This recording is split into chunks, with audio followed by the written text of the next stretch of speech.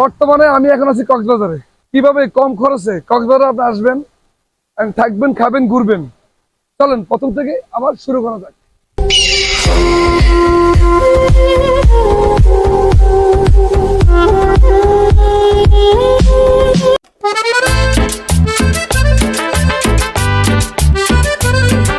এটা তো সবচেয়ে বড় এটা হচ্ছে যে আমাদের সমুদ্র সৈকত।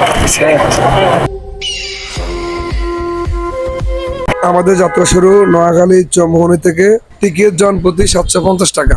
যদি আপনাদের বাস 10টা কিংবা 11টার মধ্যে ছেড়ে যায় তাহলে সকাল ভোরে ভোরে যাই পৌঁছাবেন কক্সবাজারে। কক্সবাজার ভ্রমণ করার সময় সবসময় মাথা রাখবেন এটা, কখনো ছুটির দিন কিংবা শুক্রবারে আসবেন না দয়া করে। ওই দিনগুলা হোটেল ভাড়া অনেক বেশি থাকে, অনেক বেশি। চেষ্টা করবেন ছুটির দিন ছাড়া অন্য কোনো দিনে আসার জন্য।